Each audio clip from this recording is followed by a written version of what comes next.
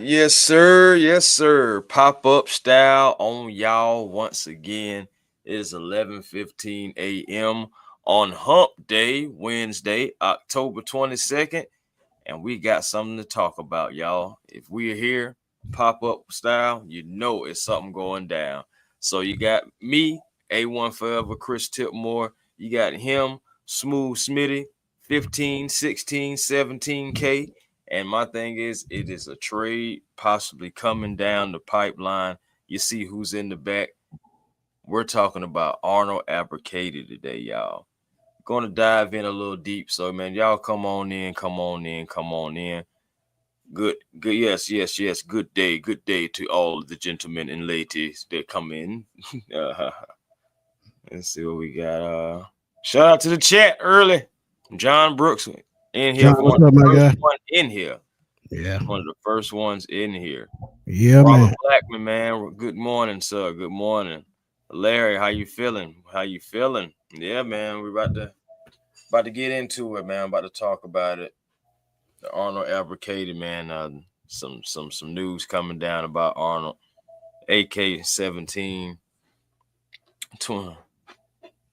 38th overall draft pick in the second round of the 2022 NFL draft. Y'all know him very well. And man, yes, sir. What's good, Thomas? What's good? Rise up, Falcons. Yeah, man. How you feeling, Smitty? How you feeling this morning, man? I'm feeling good, man. I like to talk trade news, man, because it gets interesting and interesting. And you talk about 30 pick of the 30. I think he was the 33rd pick of the draft. Cause 38th. 38th, yeah, because they Mm-hmm. actually moved up to take him. Mm-hmm. They made a trade to move up and take him, and they thought he was going to be one of those guys that could come in and make a difference. But we'll get into it, man. But as always, man, thank y'all for tuning in, man, joining us. When news breaks, we're gonna try to be the first on top of it. We're a little bit behind this morning because we got to eat. But Yeah, yeah, man. we gonna bring it to you, man. Give out them calculated thoughts. We go here, man. Definitely, man. How y'all feeling? Yes, come on in. Ricky, how you feeling? How you feeling? Hey, Miss Karen, what's good this morning? Yes, man. Let's see what we got. Ricky saying what's going on, fellas. I know this is about AK, and we probably all saw the writing on the wall. Why do you think they didn't try to trade Ray as well? Okay, we'll touch on that. Yeah, We can we'll touch touch on on that that. right now. Yeah, We can go ahead. touch on that real quick. Well, I mean, my thing is, what do you think Ray's trade value was? Because if you would have possibly tried to trade him in the off season, you could have said, "Hey, look." I'm saying? Look at his season last season. I know he kind of overachieved, but look at his potential, what he could do. Look at his numbers, blah, blah, blah. You probably can go to the negotiation table like that. But you really can't go to the negotiation table with the what have you done lately because it's not a lot of production there. So it's just like, what could you possibly get? Maybe a seventh rounder in 2050? I don't know. Yeah, That's a long time from now. So just being, but that's a but lifetime honestly, away. yeah, man. But all jokes aside, though, I feel like it was trade value, and if it's not a trade market for a player like that, you have to go ahead and just release them. I believe. What you think, Smitty? I agree, man. He overachieved, and I keep telling y'all this. He overachieved last year, I think. So if you gonna really trade him, it'll be for a special teamer, and it would have been 2 3 years down the road, and it would have been a 7 round pick, and they probably were going for a fifth or a sixth. And nobody gonna give you that for Ray McLeod. Keep it real. Right, But I hope he bounces back on his feet, and I hope Runway could real take off in the rap game.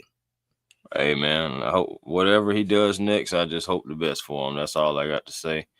Miss Carey, how you feeling? Say hi, Smitty and Chris. I think it makes sense to trade because we have bigger holes than Edge, which is really crazy to say. Contract year for him, and he likely won't be back. Let's fill another hole. And yes, we are talking about Mr. Arnold Ebiketies. But it didn't start today. We got to back up a little bit, y'all. I know we had a live last night. Some great live with Falcon Fandemic. So make sure y'all check that out if y'all haven't. But, I'm saying last night after the show, around about 11 or so, this happened. This is Arnold Ebiketies' Twitter, Dr. Arnold Ebiketies, A7 Chronic.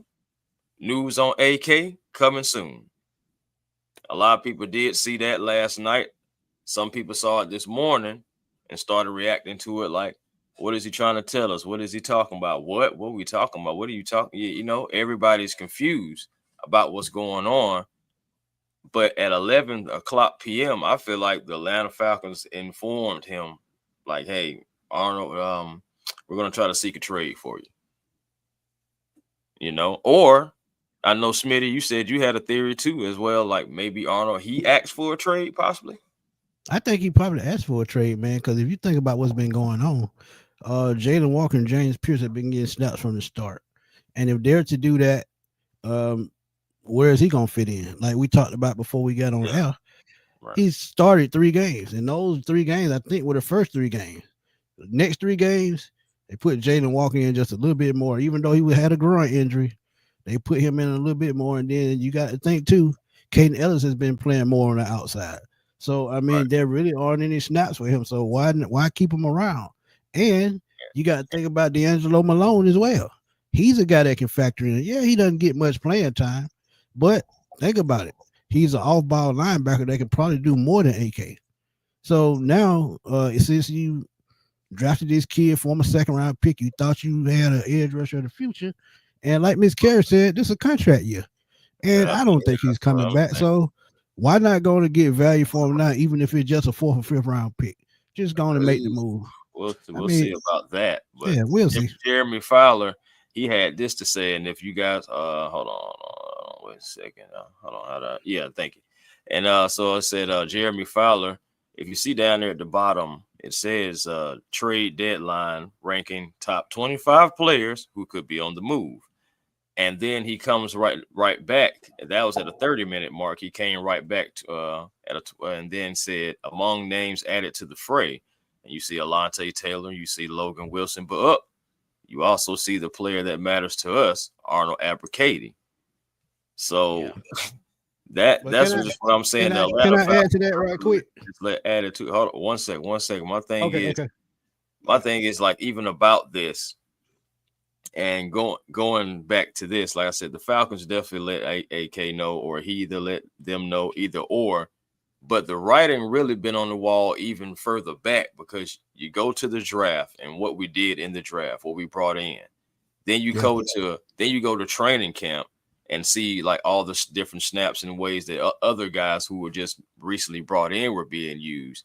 yeah, Preseason game, you go back to the preseason game, fam, and remember that he was playing in the last preseason game, like in the fourth quarter. Then you go to the regular season. JSL Yes, sign. you're right, right. Then you go to the regular season now. Yeah, he started 3 games, but then you see the lack of production, and you see these other guys, like you say, like Jalen Walker getting in, and other guys are getting playing time. His snaps going down, and you just see it. It's just all over the wall. He has no sacks right now, 17 tackles right now. Only one quarterback hit, one tackle for loss. Now I know lack of snaps will do that as well, but another guy who's in a contract year, man, it's tough. And Yeah, for me, and I was and pulling for we AK, man. So we go ahead. still haven't even named Leonard Floyd yet. Leonard Floyd is a part of this equation as well. Even though he hadn't played up to that contract, he factors in as well. Of So I course, mean, they went out and got free agent defensive help through the draft. So a lot of these players they knew it was a contract year, and they always looking toward the future. So now they're gonna do that. But Jeremy Fowler, if you read the ESPN article, he said the buzz was Ebiketies had interest dating back to the offseason, the 2022 second round pick is an expiring contract, which we just said. Richie James Pierce Jr., Jalen Walker are a big part of Atlanta future edge rusher. The Falcons don't necessarily want to trade him, but typically at least listen to offers when it's presented. And Matt Bourne says the tape on Ebiketies is the 6'2", 250-pound, fits the profile of 3-4 edge, which is true. It can be schemed in sub package sets. Ebiketies is linear mover with short area speed and the hand usage to set up blockers. Defense could use Ebiketies as a nickel edge rusher, or he does not. And he does not have a sack yet in 2025, but he's at No. exactly 6 in each of the past 2 seasons. That's absolutely correct. Yes. That's what I'm So saying. I could have sworn he had 6.5 last year, but they okay. probably took half. They taking everybody's sacks, man. So yeah, And just going back to his snaps. Oh well, we're not even gonna talk about special teams. I mean, he has no snaps, on that special teams anyway. But yes, going back to snaps, right now he's on pace to play. Even if he did stay the entire season, he's on pace to play like the least amount of snaps in his career, possibly since 2023. He may be right around that, which was 384 as far as number of snaps. But his yeah, last year was his most numbers of snaps with 543, which was 49% of the defensive snaps. Right now, he's only playing 40%, which is not terrible. But for a guy who's in his fourth year in the NFL, that doesn't really look good. I feel like most of his snaps really are coming from the last couple of games too. When you think about it, like playing guys like Josh Allen and just recently with Mac Jones, I seen him out there too in the fray a lot. So and like I said, I was really pulling for AK for them to be a big season for him, because you look at it and man, he was just kind of like poised, what I'm saying, to have a breakout year because he's having extra help, but it just hasn't worked out. And the way that we drafted kind of indicated like, all right, you got to make a splash here because we got competition coming in. And right now it just has not worked out fully for AK-17. yeah, and I think they too, man. I think with the Falcons too. I think they're looking to recoup at least one draft pick next year, because you got to remember they already traded first and the fifth, so they are already down before the draft start. They're down to 5 picks again, so they're going to try to do anything they can to bring those draft picks back up to 7. And starting off with a guy like this could be the start of something. And I honestly, after they trade him, they still may have another trade in store, because there are still guys on this team that they could probably move. And is we like keep the players around. I'm still thinking Tyler Algier could be a trade piece. Kyle Oh, Pitts could be a trade piece. I mean, it just doesn't stop. If they rebuilding the team, anybody except key role players like a Michael Penix, like a Bijan Robinson, like their young talent, they're off the trade block. But a veteran, any veteran any veteran could be traded, no matter who they are. It just common knowledge. I can agree with this as well. Brave said, "Man, I think we only saw a lot of him because we missed Jalen, and that's true because your snaps definitely gonna go up when a guy is missed. So that is a good point as well. Uh, Overall, and oh damn, go back to James. James says, "What up, Smith and Chris? I think that he needs to go because he has not done anything. Plus, he leaves his feet too much. I mean." Hey man, that's another point Yeah, as but well. he do that Jane to Trying to back block down. yeah block the pass the quarterback's view and block the pass lane. So I get that part, but yeah, I get where you coming from. Yeah, Go he ahead. said Ghost Pepper. See, now this is with something right here because it says Ghost Pepper says it makes sense to trade Arnold Ebiketies due to his expiring contract, of course, and teams focus on younger edge rushers. We could recoup draft capital instead of letting him leave in the free agency in the 2025 season, and that's Yeah, true. And that's yeah. where it goes back to what you just said, Smitty, about other guys as well. You don't want to put that speculation out there necessarily about But I mean, but we got to be real, Chris. got to be We got to real. be real. Yeah, that's what I'm saying. If You if gotta be if if we traded two of our best players in franchise history, Matt Ryan and Julio, what makes you think anybody else is off limits? And yeah, they were over the hill, but real. at the same time, this lets you know it's a business at the end of the day. And to We get know. that, keeping that business rolling in the right direction, you got to make necessary changes at the right time and don't let it creep up on you. Because, like y'all said, an expiring contract. What if he gets away and we don't get nothing for him, and we scrambling to find somebody else with less draft picks? So it only makes sense going forward. And his tweet lets you know he's already been They let them informed, know. or he's already informed They them that let he them wants know. to move on. Yeah, See, that's yeah, common sense. regardless, both sides know. Both parties know, regardless of whether Arnold asked to be traded or whether the Falcons said, "Hey, man, we're going to move you." Regardless, both parties know. and we just got to see where it goes from here now, as far as like what kind of capital, draft capital, because that's where I'm really assuming that they're necessarily going for draft capital. But if you can move him for a piece that you can use, maybe a wide receiver, linebacker, or possibly even a corner, I feel like you got to try to go down those avenues, because welcome to the world that the Falcons have, draft capital on the line that they could trade, Yeah, so yeah. that's just, so I mean, welcome to the world of that, of having depth to be able to trade guys like that. But And again, also think about this, Chris.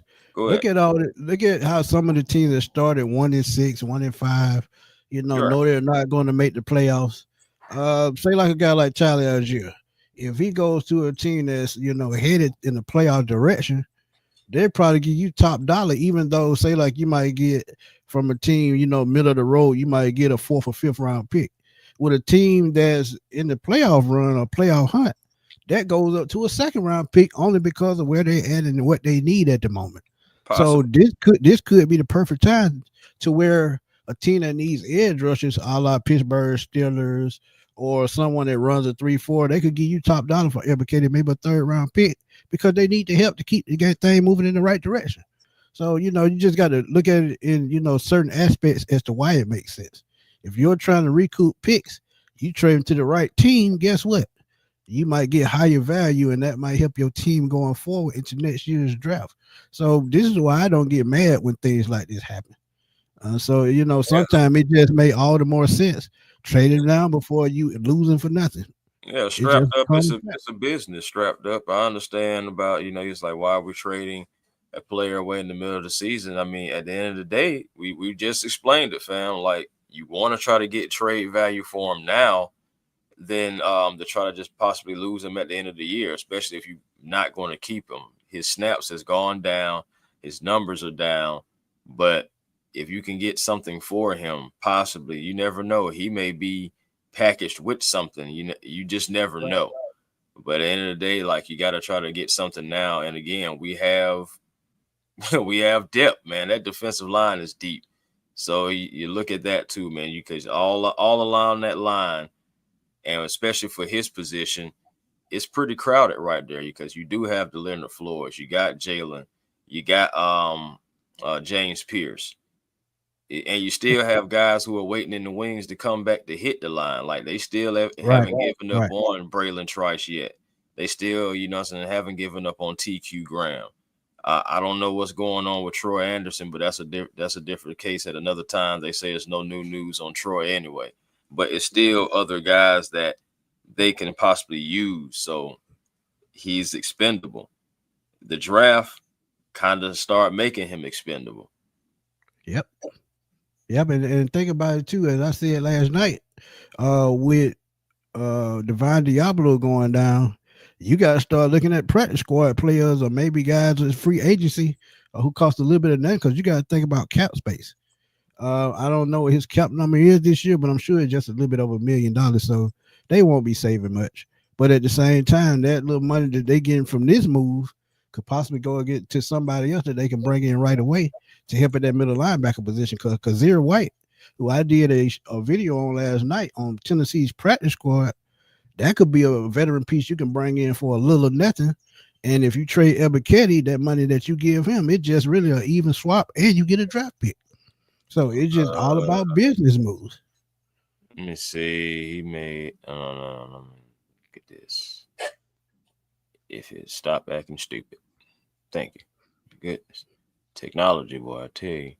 Boy, All right, so all right, so Arnold Ebiketies was making just a little bit under 2 million. So it's like, yeah, he's making a little bit under 2 million, but when you throw in like a workout bonus, it is like a so little bit what? So over what's your dead cap space? the dead cat, man.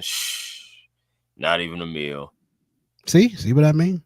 If they I ain't trade him or release him or whatever they decide to do, gonna, to be honest, it's 906,903. exactly. So they're not losing nothing but French fry money. Think about that. And that 906 can go to a veteran, who's on a veteran minimum. And Kaiser White has been in the league 8 years. at his Yeah, position. rookie I think the contract probably would be for Kazir White. I would say around 2 million, 2.5, because he signed a deal for 2 years and 10 million with guaranteed for 6. So I think that number drops from 5 to about 2.5 or 3. If he gets signed off the practice squad. So yeah, yeah. it's just numbers in business. But go ahead. And again, he was undrafted free agent. You know what I'm saying? So if he, so it was either you try to do something now, or you just let him walk. And I know I seen somebody say, uh, "What's good, family? What's good, everybody? Everybody popping in the chat. Thank y'all for popping in. Thank y'all for popping in. You know we talking about AK-17. Yeah, there it is. Corey Gear 5 said, man, who's going to want AK? He's not a standout, but he is still a young player, man. AK only like 26. Yeah, he young. You know, like he young. Like he still can be used. You never know. Someone else can possibly use him and maybe get the best out of him. It just, it comes down to coaching at the same time. So, And y'all know I love to throw teams out there, man. And I feel like Dan Quinn could use him in Washington because they short on pass rush help. man, I can So see him in Oakland. Excuse me, not Oakland. I can Las see him Vegas, with the Raiders. yeah, because they definitely need pass rush help. And I'm gonna say something too. I wouldn't mind even trying something like trying to see like, hey, saying y'all got Jacoby Myers, we got Arnold Ebiketies. I mean, maybe we But I can. think they would have to throw in a future draft pick with that, because You you got talking to look about at the Falcons or the Raiders? the Falcons, because you got to look at, for one, you got to look at the talent level at wide receiver, and if we bring him in, it'll really be a premium piece for us. So we got to pay for that. Right, Yeah, so right. we got to No, pay for that. I Yeah, agree. I agree. You probably going to have to add something to it, but it'd be nice if it could be a fair swap, no swindle, just because Jacoby, I don't think Jacoby wants to be out there anyway, but no, he said it yesterday, man. He still said he definitely still wants to move, but being a professional, you just can't up and move like that. You got to keep it professional and don't cause a distraction. Because they were actually asked, was Max Crosby on the market, and they shut that down quick. They did not want to trade him, and Max Crosby did not want to make a move, because if he did, he would have never signed that big deal. right. But one thing you do know about Max Crosby, depending on where you send him, you possibly could get 2 first-round picks for him. So I think even though they said that they wouldn't trade him, if they get 2 first and maybe a second, I think he good is gone, man. I think he good is gone. Heck yeah, I trade him for So, that myself. hey, as I always say, Chris, money talks, man. Money talks. I mean, it's the same thing with Dion, like we talk about. He Must doesn't be want to become a money. coach. Yeah, he doesn't want to become a coach, but at the same time, if you pay him $10 to $15 million a year, I mean, he gonna high step all the way to Mercedes-Benz Stadium, whether he want to or not. Yeah, that I don't see that happening, but just yeah,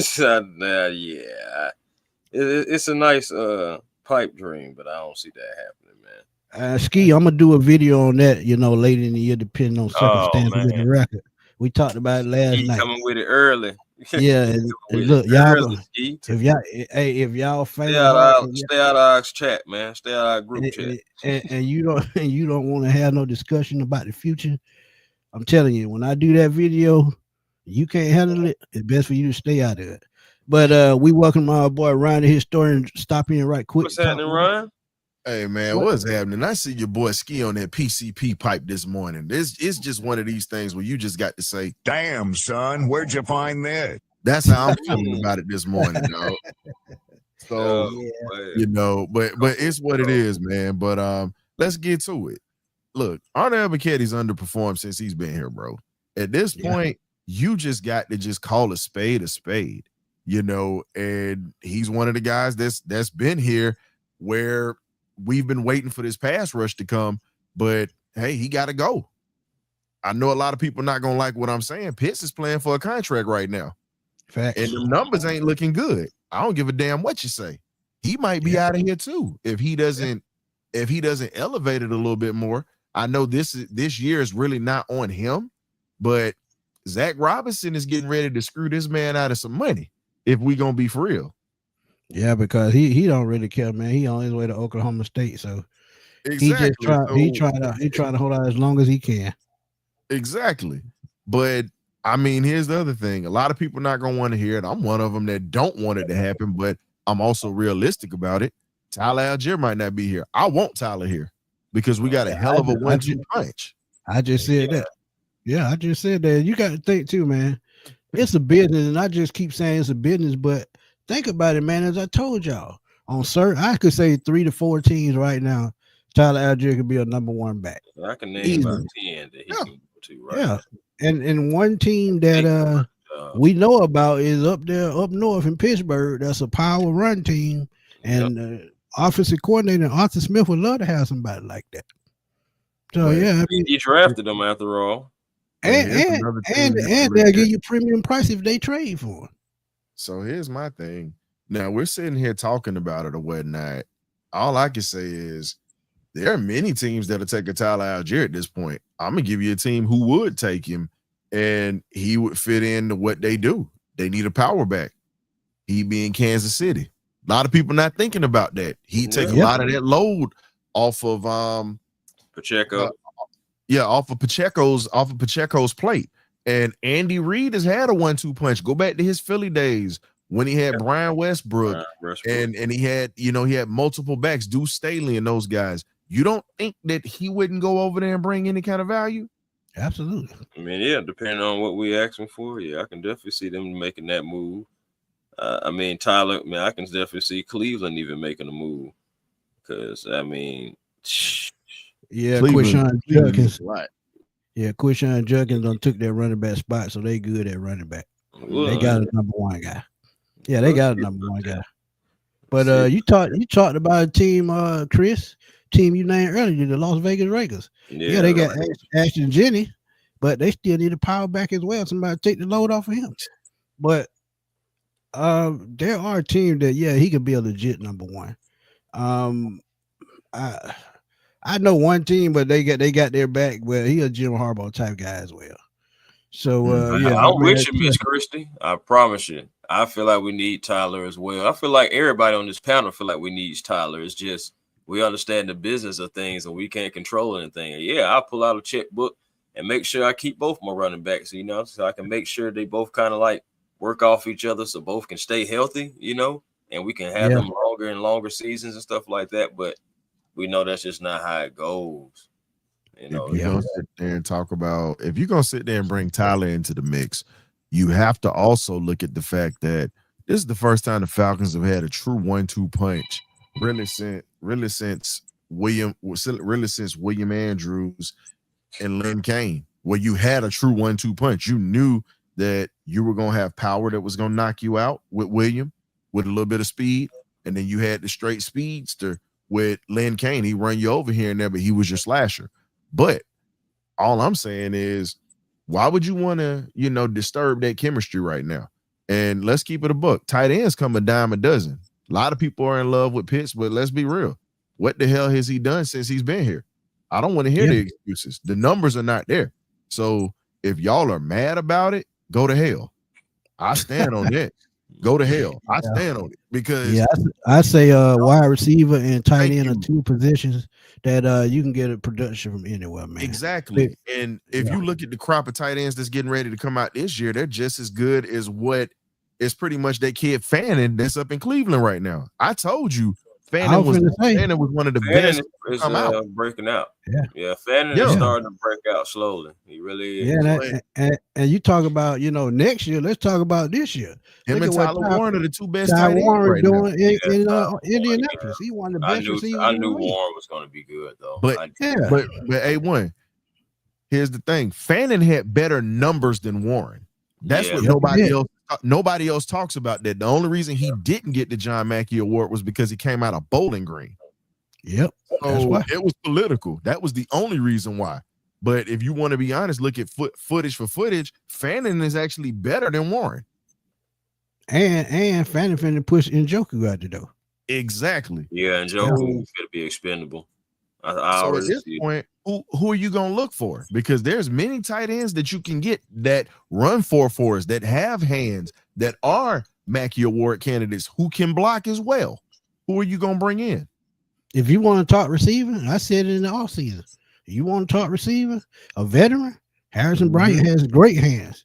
He has elite routes running skills. And the only reason he hadn't put the numbers up because he hadn't got a fair shot, no matter where he's been.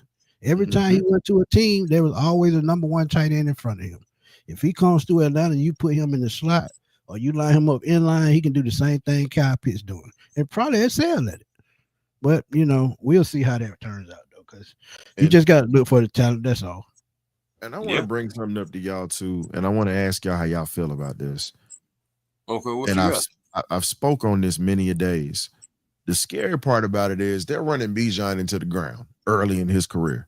They're pretty much doing him like they did Todd Gurley, Steven Jackson, pretty much what the Rams do. Zach Robinson's doing that with Bijan at this point. Here's my question. Bijan's running style is beautiful, but it's like a deer running through a minefield. And when you have that type of running style, you set yourself up for injury. And it might not even be someone hitting him. It's because of non-contact injuries happen all the time, no matter how strong and great shape you're in. Yeah, putting torque on them legs. Yeah. Exactly. And the body is not supposed to move that way. If he goes down, knock on wood, because the way that Zach runs him, it's gonna happen when we least expect it. And I pray that it doesn't. Hopefully he stays healthy. What are we gonna do if we do lose? We get rid of Tyler Algier. Nathan Carter's a guy that has still unproven. Preseason don't mean a damn thing. Who are you going to go to that's actually going to be an impact player on this offense to take the pressure off Penix if Bijan goes down and you get rid of this dude? Yeah, that's a good point. Everybody keep talking about moving on from Tyler, but look, you don't find too many Tyler Algiers out here like that have durability at that too. Yeah, because limited carries. Yeah, because a lot of us, we were kind of, baffled when we made the pick for Bijan. And, I got it at that point because he had just ran for 1,000 yards. But, like I said, Ryan, it ain't that I want to move Tyler Algier. I'm just being realistic. It's the same thing as Arnold Ebiketies. If this is Tyler's last year and a team views him as a number one guy, 9 times out of 10, the Falcons going to get outbid. And if they get outbid, then we back to square one again. So it's just something that you got to think about. Yeah. So, all right. So this is at this point. All right. So we already know that Arnold Ebiketies is probably most likely gone. You guys are saying like if well, hold me back up. Okay, so AK is gone.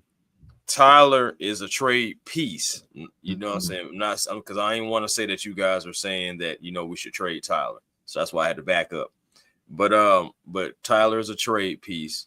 Kyle Pitts is technically a trade piece as well. Contract. But saying November 4th is right around the corner. Does it feel like the closer we get to November 4th, depending on our win-loss record, is going to be dependent on what we do with certain players? Absolutely. And one player that I got in mind is Drake London. I talked about this to you last night, Chris. Like I said, if y'all don't want to have that conversation, we're trading Drake. Do not tune in. I'll let you know when the time comes, right? But Ghost Peppers, this is the reason why. I said this, and I said it in preseason. Yeah, his usage is crazy. As strong as he is, as much as he likes contact, he can beat a defense to sleep. And once he does that, you can unleash Bijan. But it seemed like they don't get it. And I said that. The way Michael Turner came in his very first game for the Atlanta Falcons, ran for 200 yards after sitting 4 or 5 years in San Diego behind LaDainian Tomlinson. When he got his chance, he ended up being one of the best rushers in Falcons history. And Ghost Pepper, this is exactly what I said. So you just got to look at it from more views than one. I mean, you just got to look at it as a business because we just don't know what the future holds as far as contracts. If somebody outbids us for Tyler, he gone. If Pitts don't want to sign that franchise tag, he's gone. So just get some for while you can and just keep building.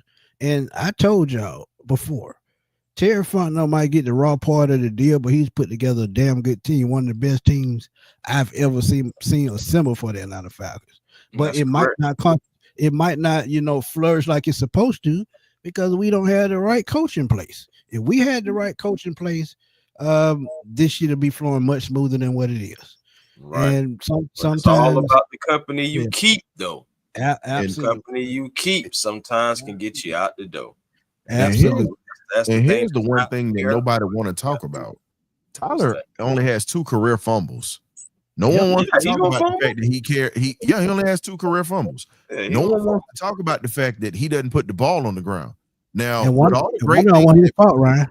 With all the great, what's up, bro? One of them wasn't his fault. But one of them wasn't his fault. Now, the other one that he had was his because he didn't secure the handoff. But other than that, let's be real. Bijan carries the ball like a loaf of bread and gets careless at times and fumbles at the most inopportune times. Now, I'm not saying that because Bijan, if anybody remembers the movie The Program, if you're old enough to remember it, go back and look at the scene where Omar Epps pretty much was a kid named Jefferson at running back, had incredible moves, great speed, great vision, did all the great things. But guess what? What did he say? When you put the ball on the ground, all that stuff that you're doing doesn't help us, son. That's the thing that kills us with Bijan. He's had fumbleitis in his career going back to Texas. I need him to be a little bit more protective of the football. He's not going nowhere. He's definitely one of the best players in the league, but just got to tweak that. But we have somebody behind him who carries the ball and takes care of the ball. And at this point, we have to keep like value to me on this team. Yeah. We got to keep on this team. Huh? Yeah, exactly. That sounds like value to me. So a guy who doesn't put the ball on the ground, that's very valuable. Because think about it. If we're in a tough game that we need to win a playoff game or whatnot, and you have to grind out the clock. You have to have someone that you can trust to be your closer, just like a pitcher in baseball. You have to trust them.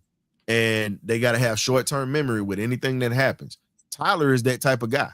I don't want to let that go because he brings value to this offense. Not only running the ball, talk about pass protection. That's something that he thrives in. He's a former linebacker. And also he can catch out of the backfield.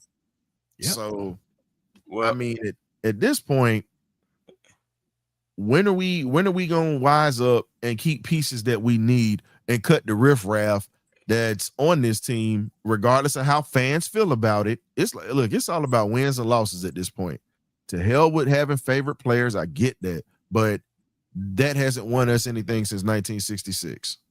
And ATL 90 he asked, is this a rebuild? Because we definitely have potential to make a run this season. I don't see how AK, KP, or TA moves, helps us win now.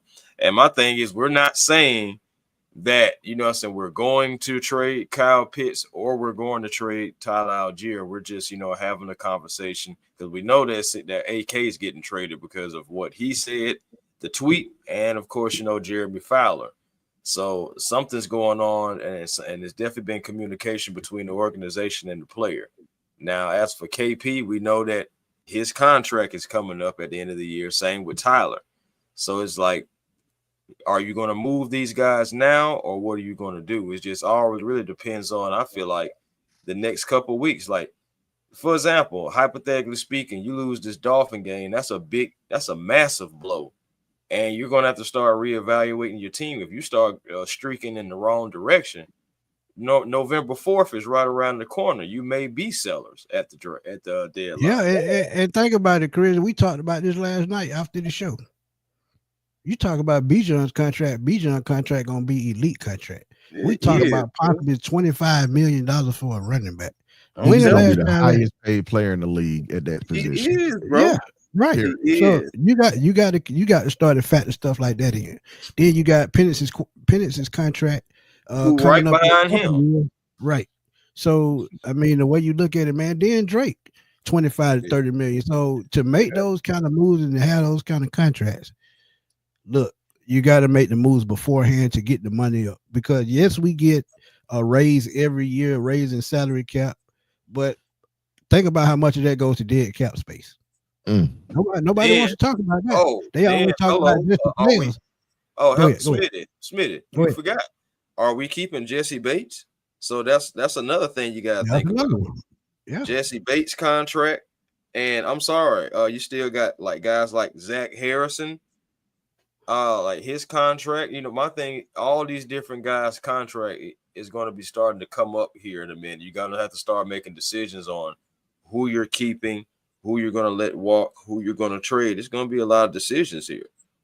You know, and I know everybody aren't first rounders and everything like that. I understand that, but still, you know what I'm saying, some guys, depending on the production, like for us, hypothetically speaking, if Zach Harrison goes out and has 7.5, 8 sacks this year, you don't think he's going to be like, you know, I want at least a little something because my production has gone up, which means my development must be working. Yeah. You know, so it's just little things, man. As a team, it's, you know, it's not just the big players, it's the others too that you got to think about. It's the supporting cast you got to worry about. Yeah, boy. Yeah. And the stuff that's being brought out here, you see how the fans are acting in the chat right now.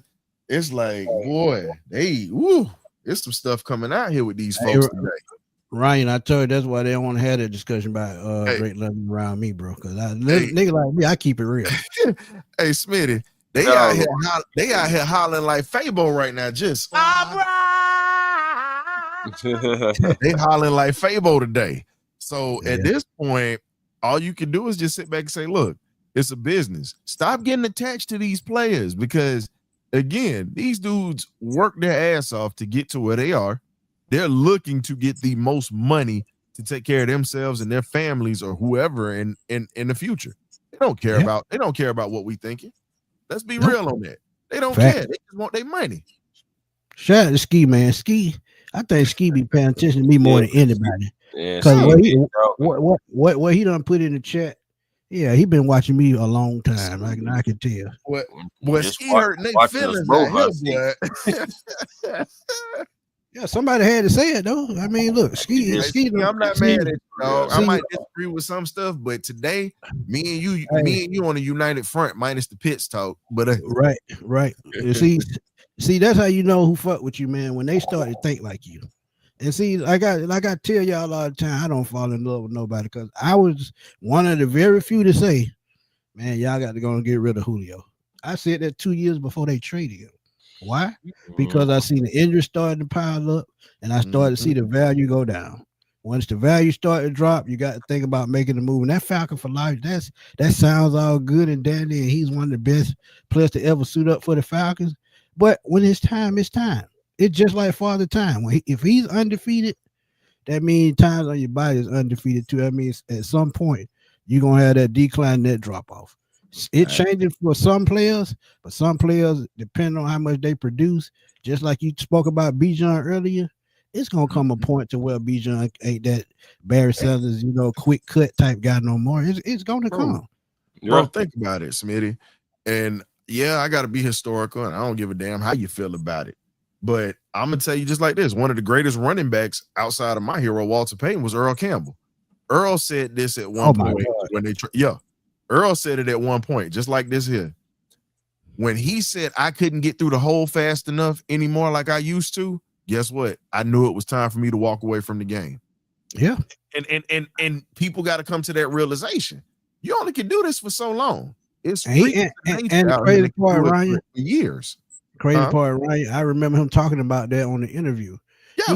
He was halfway through the season in New Orleans. He called his wife after that last game, and he said, "I can't do this." It was us. Yeah. It was the Falcons. He said, "I can't do it no more." He told his wife that, and he said, "I'm coming home and I'm done." And after that game, he walked away. Because think about if y'all look at the highlight film, because I never saw him play in person. If you look at the highlight film, how he was running people over, and he had thighs like a mountain goat. How big his damn thighs were. Like a mountain. But I don't care how you built. If some keep knocking away at you and chiseling away at you, at some point it's gonna break. It's just that simple, and that's with players. That's with feelings here. And Nando has a bold prediction right here. Think about it, man. People not, and like we were saying, think about it. You know how many people in Houston was attached to that man? I'm talking about in the community and as well, because the man was a Texas legend from high school all the way up until he retired. You get what I'm saying? Still is. But they had to part ways. This is a part of the business that many people don't understand. You got to part ways with certain things to keep your organization relevant. You don't hold on to stuff too long. Yep. Yeah. Because if the greatest player of all time gets cut, what makes you think anybody else not liable? Jerry Rice got cut by the 49ers. Let that sink in. Smitty, Walter Payton had Neil Anderson brought in to replace him. That man only missed one game in 13 years, and the one game he missed wasn't on him. That was on the coach that sat him. Yep. Well, I ain't got one that's old, but I got one too. Kyle Shanahan thought Leonard Hankerson was better than Roddy White. That was personal. That wasn't because of potential. That was just personal. That was personal. That was personal. Roddy said that. Roddy said that. But I'm with you on that, A1. That was redundant to do that. Yeah, that I still don't know what Leonard Hankerson is today. So collecting his pension from the NFL. What it said. Nando said Bates and Ellis are not going to be here next season too. I'm like, whoo. Like, that's tough, bro. But again, it is a business decision. I got to refute that just a little bit. I think Ellis is definitely Caden Ellis signed a 3-year, $21 million deal, which is $7 million a year. But I think it was backloaded, so he probably around 10 this year. If they give him probably just $3 to $5 million more, he's gonna be around. I think they can cough that. They can work that. Yeah, they can cough. I think Ellis will be back, but Jesse Bates, no. Who knows? That's why they drafted Xavier Watts to take his spot. You drafted not one, but you drafted two safeties. Yeah. So that's letting you know that, look, Jesse, we appreciate what you did, but guess what? We got to start thinking about the future. And I'm a huge Jesse Bates fan. I started calling him Bankhead Bates on the birdcage, and then that caught on. But guess what? He gotta. It comes a time where you gotta push him out. Because Smitty, you were old enough to remember when the 49ers had Bill Walsh on that sideline. He was pushing dudes out 3 years before their prime, before they even got out of their prime. Yeah, he had hard feelings for a long time, but guess what? They consistently won championships and consistently was in the playoffs. Yeah, because think about it. He was the one made the decision on Joe Montana to cut Joe Montana after that elbow injury. If you have it, listen, the 49ers had one of the best runs in the 80s of all time. 3 of the key players on that team end up getting cut at some point. You talk about Joe Montana with the elbow. You talk about Ronnie Lott because he was just getting older. Then you talk about Jerry Rice after T.O. came along. So it's going to happen to every team. You just got to know when to make those tough decisions. Yeah, fans are not going to like it, but on the back end of that, if the winning continues after you cutting those key players, nobody going to have nothing to say. They cut Roger Craig. Think about it. They cut Roger Craig. They traded him to Minnesota. Exactly. But think about this though. Think about this, y'all. And I gotta keep it real. Sometimes, as a Falcon organization, sometimes we do hold on to players too long.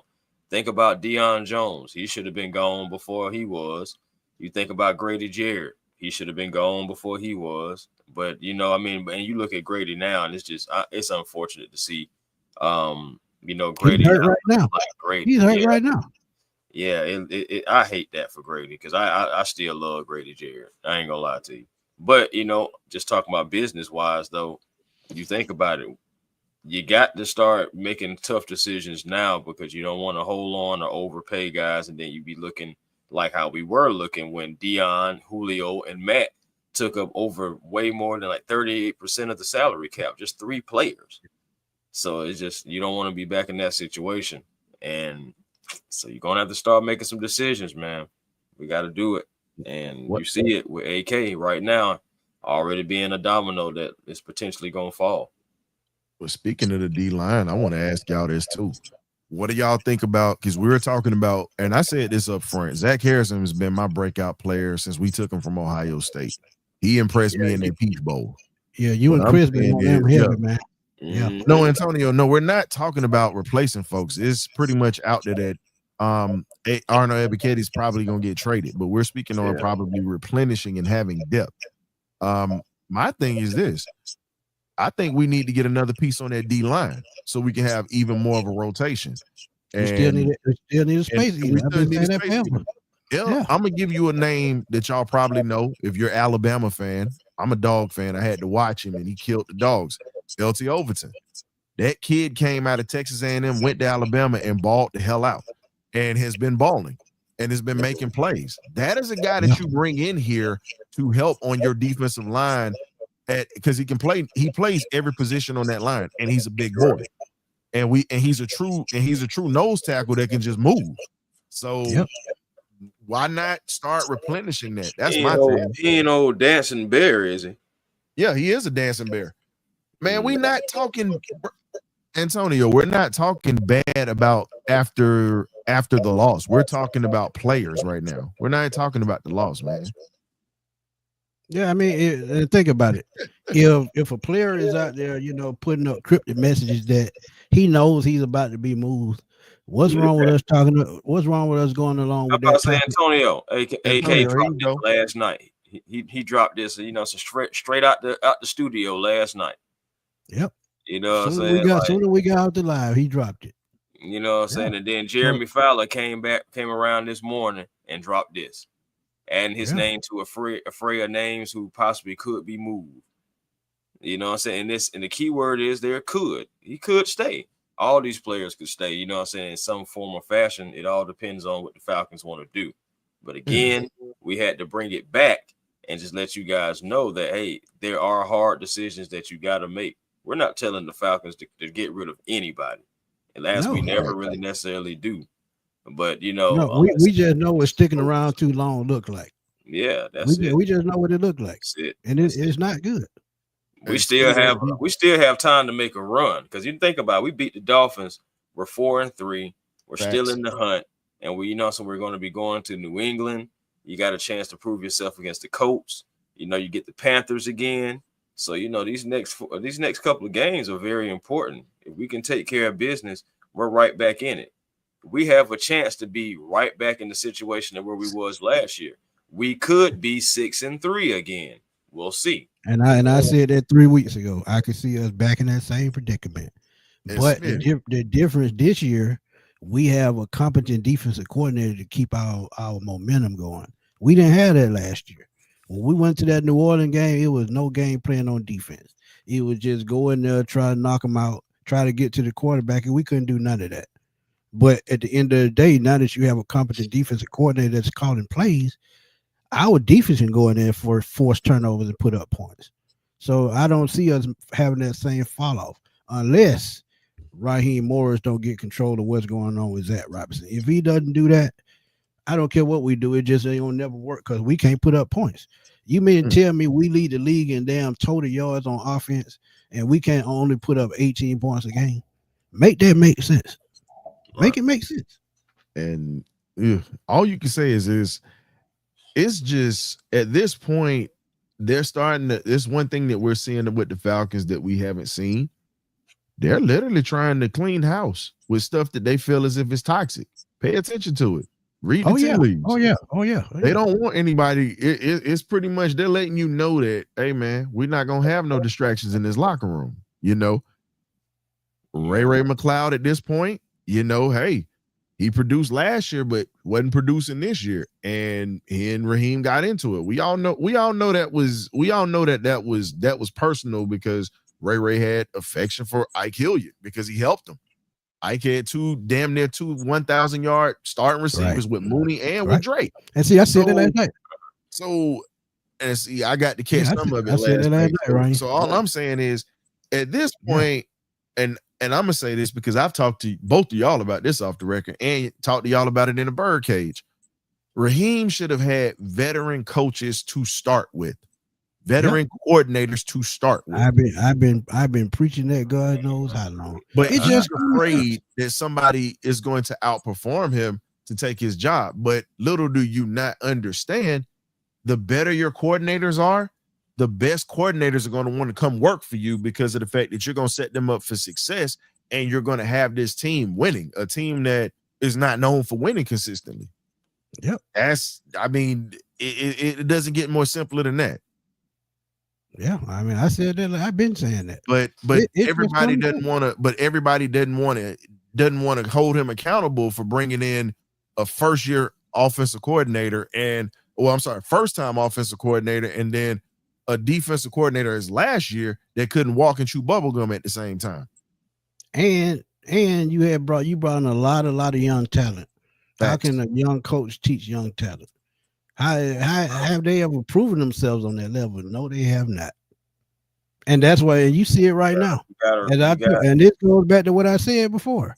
Bro, Kirk Cousins was the damn offensive coordinator last year. He was the one on the field telling Zach Robinson what was going on. He was doing the teaching last year. So now that Zach Robinson got to step out on his own behind that curtain, now you really seeing what was going on last year and going on this year. That's why Michael Penix only have 5 touchdown passes. That's why. Smitty, I said I like the magnifying glass is now on Zach, because last year it was on Jimmy. Jimmy was so bad last year, they were just, how could it not be? Now in year 2, it's more so on Zach. Like, okay, like you had some success, but you had success with Kurt, a veteran quarterback who is now 14 years in the game and can help you along and tell you, hey, no, that's not going to work because you know, so the DB is going to do this, or the guy on the defensive line is going to do this, or the middle linebacker, the Mike, he's going to tell you, you know what I'm saying? Kurt has that terminology and can, you know what I'm saying, be able to regurgitate it back to Zach. And so Zach can be able to understand things more often, more simple and everything, make it more simple for him. But now you got year 2 Zach, you got technically year 2 Penix, and those two are basically learning on the job with one another. And right now it's getting better. I think overall it's getting better, but it's not there. It's just not there. You know what I'm saying? Because we don't have anybody that is proven to be someone that can develop a quarterback. That's my only thing. With the track record, I haven't seen Raheem do it. I haven't known anything about Zach Robinson doing it, because you look at it, they had Matthew Stafford, yet another veteran. You look at all this, guys. Just think about the quarterbacks that these guys have been around. It's mostly been veteran guys. It's not been necessarily a rookie that they had to groom.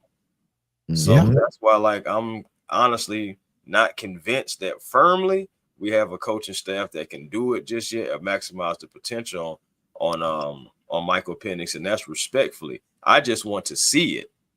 I'm not saying they're incapable. You being nice when you said respectfully. Yeah. But that goes back to what I said last night, though, Chris. That goes back to what I said about Raheem.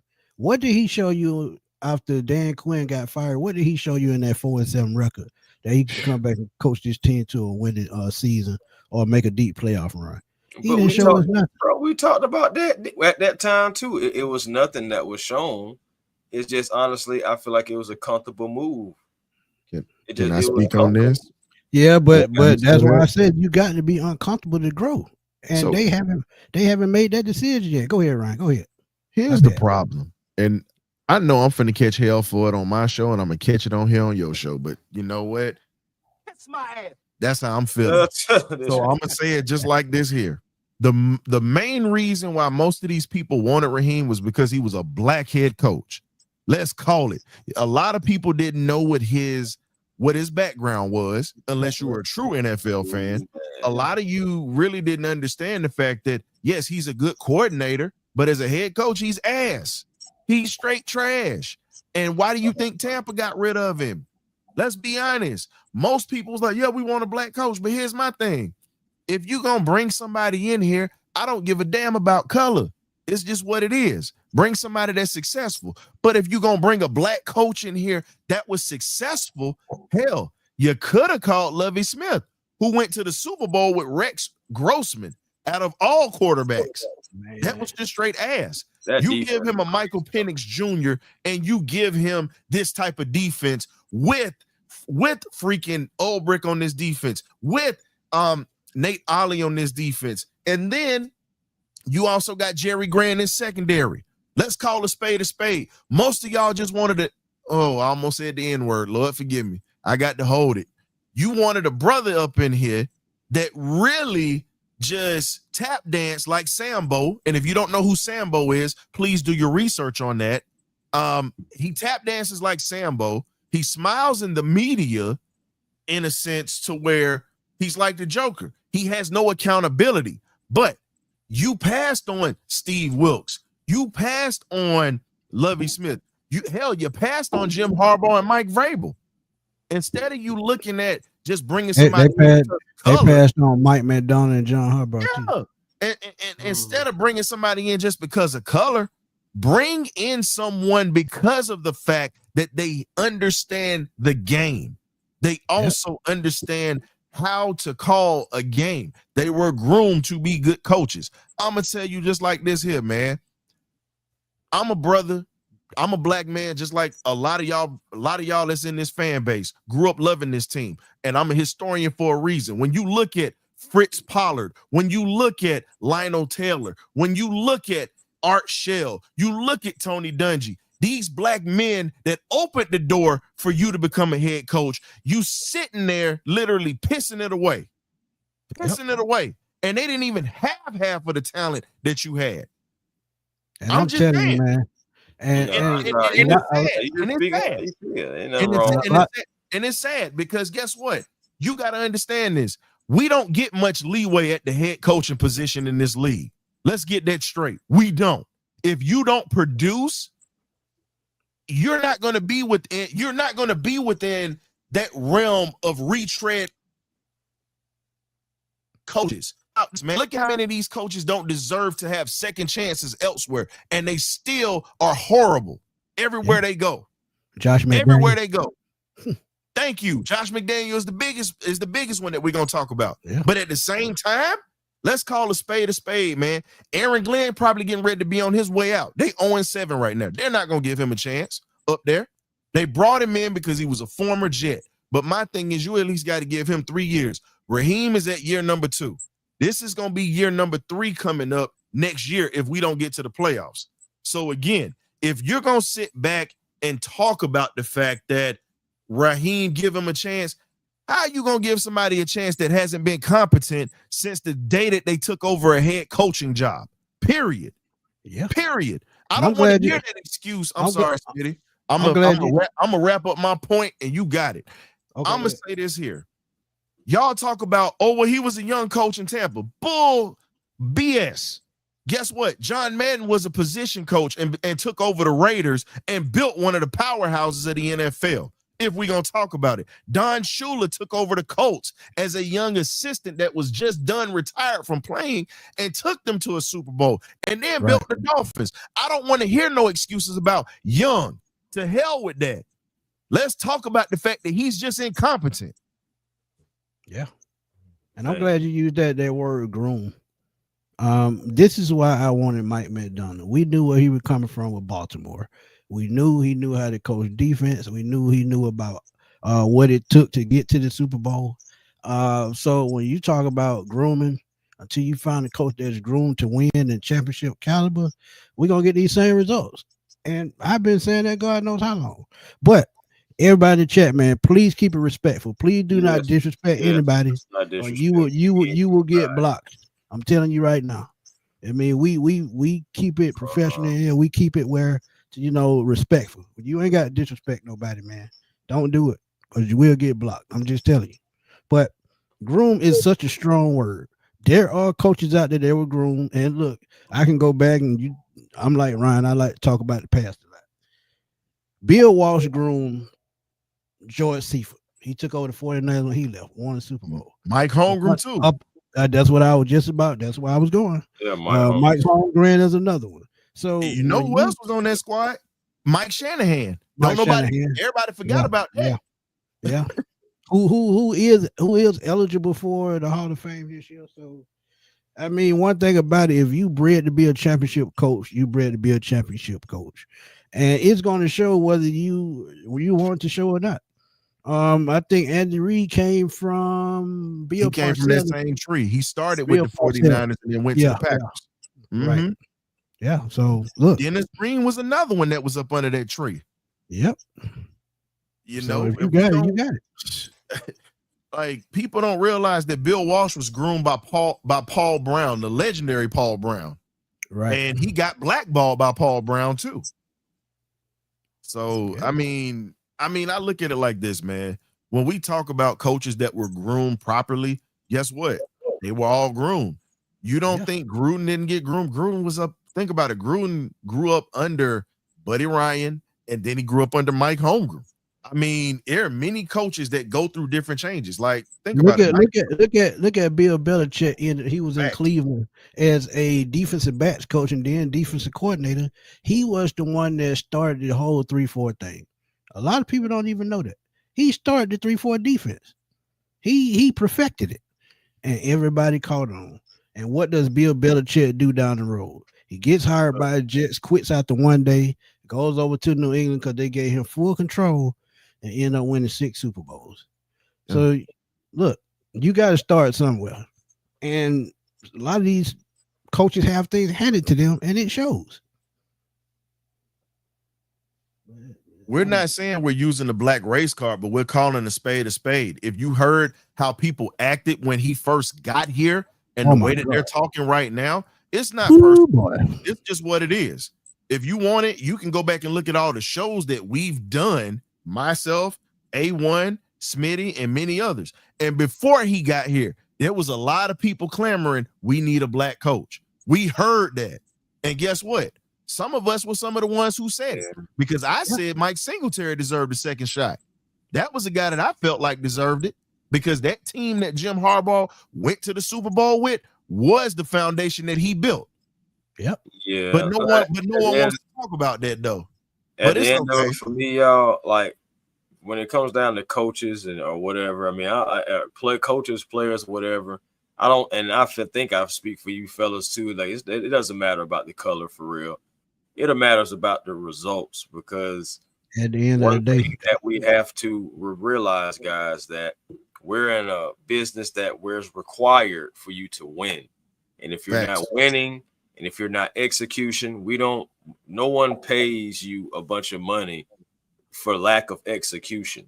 You know what I'm saying? The only thing that we care about is execution and wins. People don't pay their money that they scratch and claw for potential and effort. No one cares about that. It's all about execution. And right now, the Falcons have not been able to execute making it to the playoffs for years.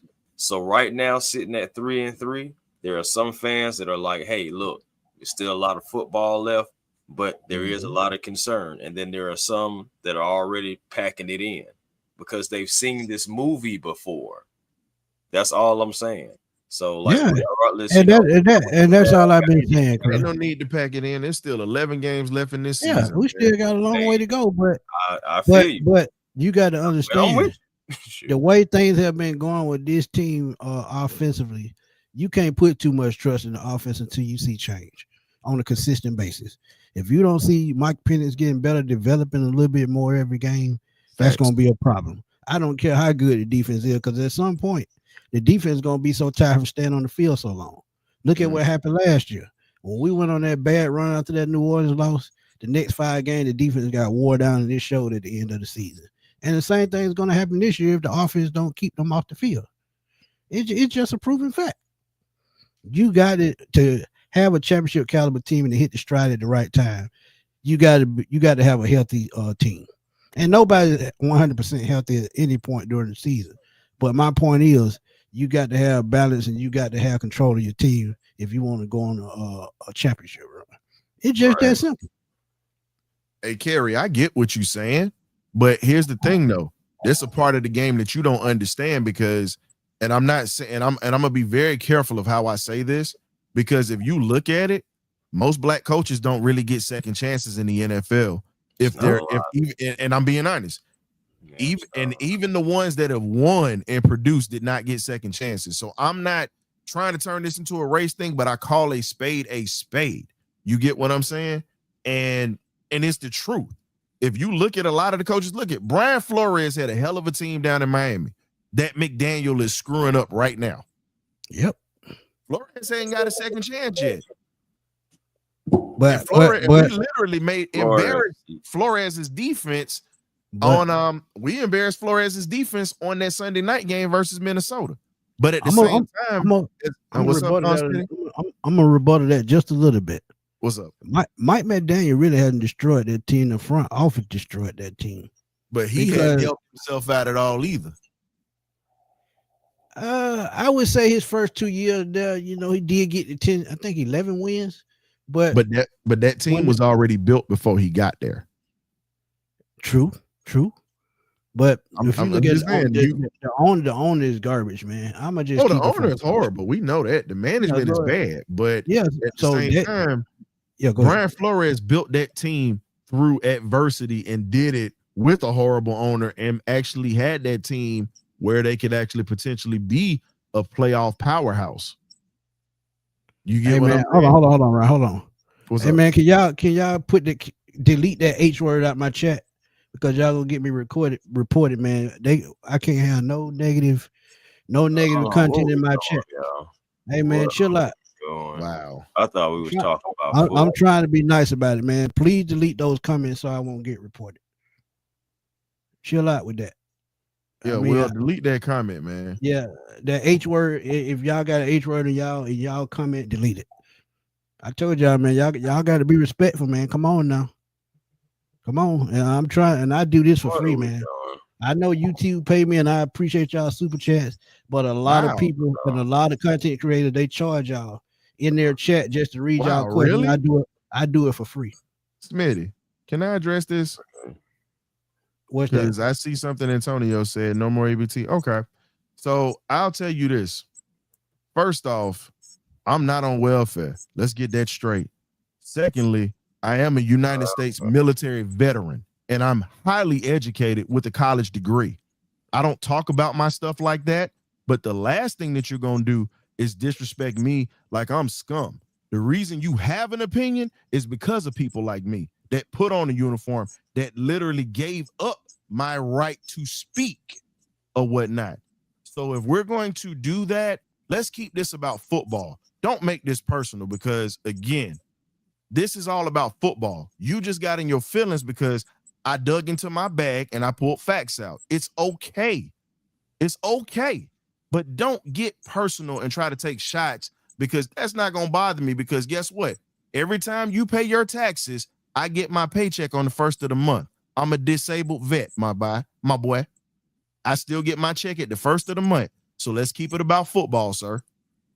That EBT after November 1st, that was really petty. So let that go to the wayside.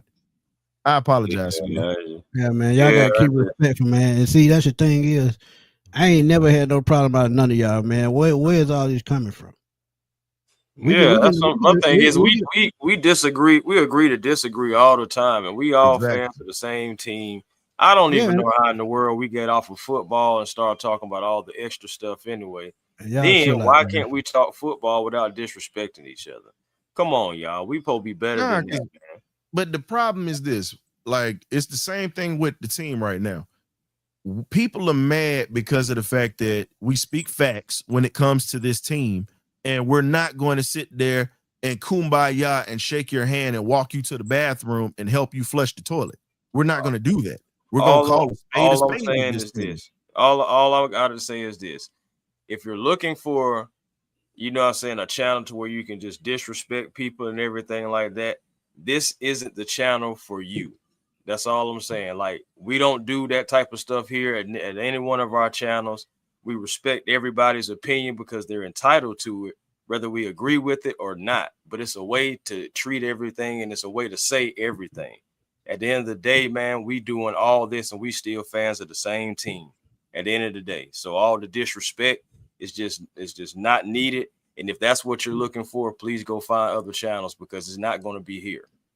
That's it. I gotta be respectful, man. Y'all done shocked me today, man. I ain't never had no problem out of nobody, man. So and I'm not taking shots at nobody, but just be respectful, because I'm telling you, if my mod was in here, she would block every one of y'all, and she's not here. So trust me, I'm just being nice and telling y'all. If she was here, a lot of y'all would have been blocked. But go ahead, man. Go ahead. Let's get back to the Falcons, man. This personal stuff, man. We could just flush that out the toilet, because at this point, this is how I feel about the personal talk. You haven't had one useful thing to say since you got here. That's how we feel about personal stuff. We gonna make this funny, but we also gonna really talk football. But I'll say this. I think the Falcons have a chance to still get to the playoffs. In spite of all the things that they're trying to fix right now, it's still 11 games in the season. We just have to fix losing to NFC teams. We only have one NFC win this year. We actually have to win in our division, pretty much in our conference. Right now, we're 0-2 with the division. You get what I'm saying? Yeah. But the thing is, man, the part of the schedule that scares me the most is we still have to play 3 more teams out the NFC West. And we know those teams can be hell. We still have to play the Jets, which I think we can win. The Dolphins is Sunday, definitely can win that game. We beat Buffalo, so I think the Patriots is a winnable game. A lot of these games are very winnable because of the personnel we have. All we have to do is prepare for each game, stop being predictable on offense. If you learn how to move the ball on offense at a consistent pace, put up at least 25 points, the Falcons could probably win 7 of their last 11 games easily. 8 if you want me to be honest. But we always have trap games here and there. Arizona, I think, is a trap game. The Jets could be a trap game just because they have nothing to lose. Some things you just have to look at is your coach going to get up and go out every Sunday and lead his team? Man, that's the only question I have. And I don't trust Zach Robinson, to cross the street with a red light. Look, man, don't trust him. And shout out to Miss Carey too, by the way. Look, me and Miss Carey will debate here and there, but the one thing I love about Miss Carey, she's consistent about her opinion about the Falcons, and I love it all day. Oh yeah, absolutely. That is my sister in red and black. I have no ill feelings towards her. So if y'all in the chat think that, no, Carey is like my distant sister. We always clown and we talk trash. I love Miss Carey, but we thank you for the super chat as well. Thank you for the super chat. But I got to hone in right here at the end. Because that part at the end that she said. Yeah, she did say that. She actually said that on my show. Yeah. He set himself up for success. Oh, shoot. Hold on. No, I'm reading it. I got you, Chris. He didn't set himself up for success hiring Lake and Zach Robinson. We've been, Miss Carey, all of them been saying that. We even had a conversation after the show the other night, me, her, and Chris about that. And the bad thing about it is that Chris made the best point that I've ever heard. Mm-hmm. He said that Raheem Morris was possibly trying to build a coaching tree instead of trying to be successful first. And that was the God honest truth, because when you talk about building a coaching tree, just like we talked about earlier, it's so many things that you have to have in place. And to start off everything, you have to be a successful coach to start off everything. Raheem Morris hasn't proved none of that. That is where he went wrong. If you want to bring in your friend, that's fine. But make sure they have experience before you do that. Because you gave up a defensive coordinator that literally put us back on the map, and Ryan Nielsen that gave us 42 sacks in a single season, but you decided to go and get a Jimmy Lake instead of keeping the guy that's going to keep the momentum going with the defense. Just make that make sense. Sometimes you bring things on yourself because of poor decisions. And that's all he's been making since he's been a poor decisions. And it got to get better. Yeah, it does. It does, and it does fast, because my thing is we're 3-3. This is going to be our 7th game. But regardless, y'all, we are almost in double digits as far as weeks. That means we're going to be getting to the back end. When we get to the back end, we still have some tough matchups and plus divisional games as well that we have to take care of business. So at the end of the day, man, I look at it like this. The entire team has to get on the same page. Quarterback, right. With the coordinator. I understand, quarterback makes some mistakes, but he's young. I understand a coordinator making mistakes, but he's young. You think about it. So it's just like at the end of the day, we kind of in a situation to right now, we just have to hope that everything can gel in time for us to try to make these playoffs. If not, guys, I don't even want to think about it if not. Okay, That's all I got to say. But my last point: how many times are you gonna keep making the same mistakes? Yeah. How many times are you gonna keep going back in the same way? More than one time. It's 3 to 4 times the Falcons dropped the football, and I can start right at the Super Bowl season. I told y'all, to me, that next season after the Super Bowl, we knew what Dan Quinn's ceiling was then because the personnel went down. Yeah, you gave Matt Ryan $130 million contract, which was warranted, but did you keep building on the other side of the football to make this team successful to get back to the Super Bowl? No, you didn't. And when you fired Dan Quinn, you didn't have a clear replacement. Nope. You had Matt LaFleur, you had Kyle Shanahan on this squad. If Dan Quinn, the second season after they lost that game in Philadelphia in division round, he said, Matt LaFleur could have been the coach. Just last year. Just last year, Ryan. Listen, just last year. Yep. You didn't want Hunter Smith no more. Ryan Nielsen built this team up on defense. Facts. Why not promote him to head coach? If you're gonna go in-house, promote somebody that's producing, that's got a mindset to win. And people might not agree with what Dave Campbell doing in Detroit, but goddamn it, he got them players amped up every single game, win or lose. And his message doesn't change. His message doesn't change. And Smitty, here's another one for you that is showing out, and that's Ben Johnson for Chicago right now. First year head coach.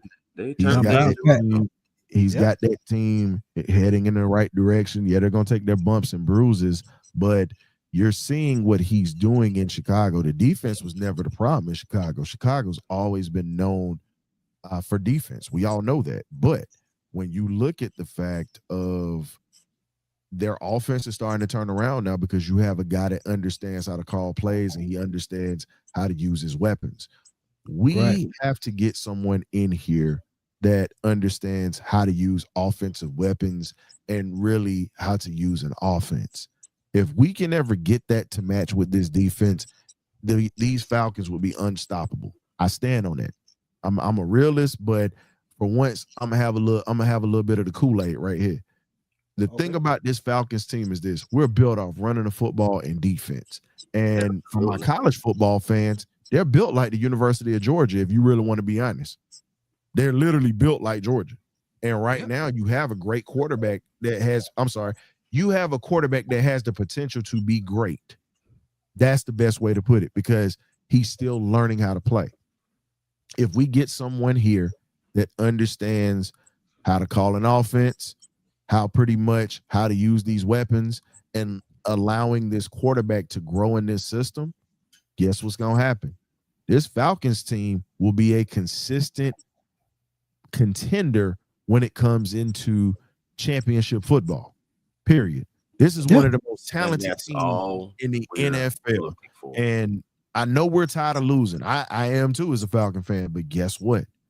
Until we have somebody in here that is competent at this point, it's going to consistently look where you see flashes like a Roman candle. That's what it's going to look like, a sparkling.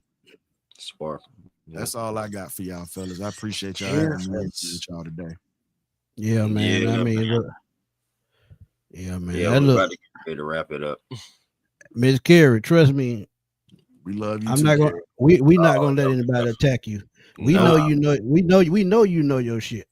Right. Don't even worry about what other people always. Say. Don't even worry about what people say. As long as you know what you're doing and you know you speaking fast, just let it be that. Nobody gonna attack you. Yeah, keep doing what you're doing. Don't let nobody just come at you any kind of way. Just keep doing your thing. Because one thing about it, if they got to come at you sideways because you're a female, they don't know football. Just keep it like that. Just keep it real. Because 9 times out of 10, if somebody can't stick with your point, guess what? They already lost. My guy Tramel. What's up, Tramel?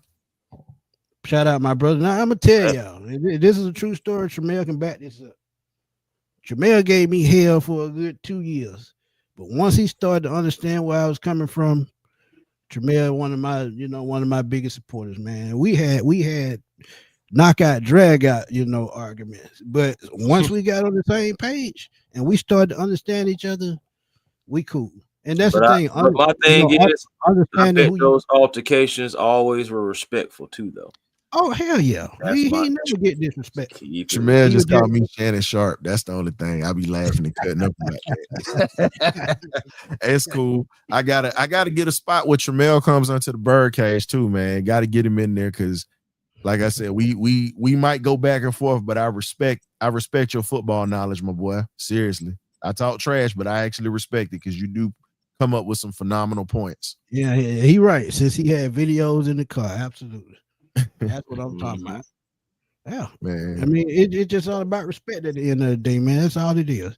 If you can have a simple debate without getting mad just because you think you're always right, it won't be no problem because nobody is always right. Hell, I'm not always right. Look. But you right. But you right 80% of the time, dog. Yeah, you right a lot. That's man. when you do your research. Yeah. And that's why people follow me because I do my research and I just like Ryan. I like to do the throwback stuff, and a lot of older fans they love that, man, and I love it. So yeah, right. Man. Sure, but Chris, man, yeah, facts. But you know what to do, man. Go on and shut it out, Chris, man. All right, man. Now again, okay. Woo! I don't know if y'all had your coffee or what y'all ever need this morning, but at the end of the day, it is 12:41. Make sure you guys find your peace today. Positive energy always creates elevation, and that's how you find your peace. You know what I'm saying? Don't you settle for less. You always can have more with the vision. Please follow me over on A1 Forever Sports. That's the platform on YouTube.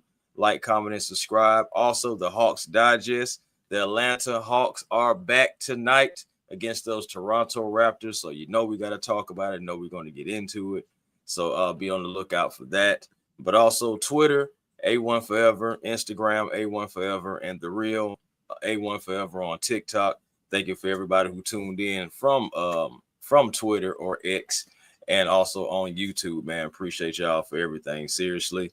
And shout out to the chat. I know we got a little unruly again, but shout out to the chat because, again, y'all was coming in. Y'all was asking the questions, giving y'all opinions as always. Just, clean it up a little bit, and we'll be fine. But outside of that, we always appreciate you coming in. So thank you guys. Ryan, go ahead. Man, I how do I follow that up? Just Heavenly Father. That's all I can say. But I want to first off say thank y'all for having me in here. I appreciate you guys just giving me another avenue to talk Falcon football with y'all. Y'all are extended family. I love y'all too. Definitely love your knowledge. To the chat, definitely appreciate you guys for tapping in. I know it got a little chippy today, but guess what? We can go at it with each other, but guess what? Nobody else better not mess with us if you're not wearing red and black. It's all Falcon love in here, even when we don't like it. They ain't ready. Trust me, they ain't ready. But outside of that, you can definitely catch myself, the Magnificent Birdcage crew, on the Birdcage LLC on Thursdays at 8 p.m. We'll have a live show tomorrow. Smitty tip. If y'all are not busy, y'all are more than welcome to come through, Miss Carrie. You know how we do. Also, we have the pregame show before every Falcons home game, away game. It doesn't matter. We're going to be live. Also, check out the halftime analysis. I do a little 15-minute spill for the Falcons pretty much every game. And then we have the party line or the benediction. Y'all tap into that. And also check out Bumper to Bumper during the week. Didn't do an episode this week. Had some things to go on. But I'll be back at Bumper to Bumper this week. Well, maybe at the end of this week. We'll see.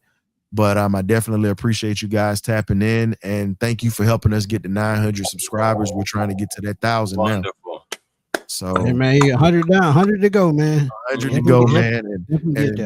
And A1, I definitely can't wait to tap into what you're going to talk about the Hawks, because this is a big one for us tonight, how we start off the season with these new players, man. I definitely can't wait for you and Damon and everybody that's doing something for the Hawks too, man. I appreciate y'all.